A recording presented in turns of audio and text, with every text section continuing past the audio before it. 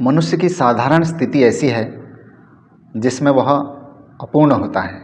इस अपूर्णता को दूर करने के लिए वह किसी दूसरे शक्ति से अपने को जोड़ता है और अपनी शक्ति और सामर्थ्य को बढ़ाता है, और इसी को योग कहते हैं। योग का अर्थ होता है जोड़ना, मिलाना।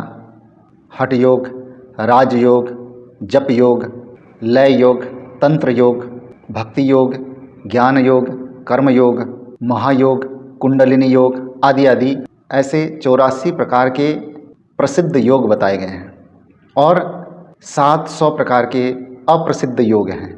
और इन अनेक प्रकार के योगों में गृहस्थ योग को संसार में बड़ा ही महत्वपूर्ण माना गया है। गृहस्थ को आश्रम भी कहा गया है क्योंकि यहाँ संसार का भोग भी है और आश्रम जैसी साधना व्यवस्था भी है। धन्यो गृहस्थाश्रमः। प्राचीन काल में अधिकांश ऋषि गृहस्थ थे।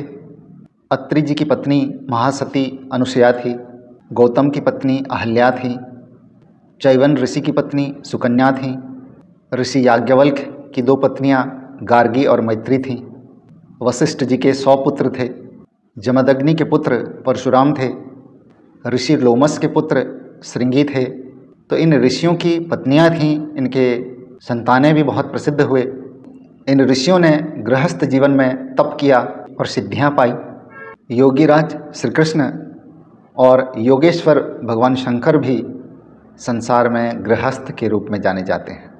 आत्मोन्नति करने के लिए गृहस्थ धर्म एक प्राकृतिक, स्वाभाविक, आवश्यक और सर्वसुलभ योग है।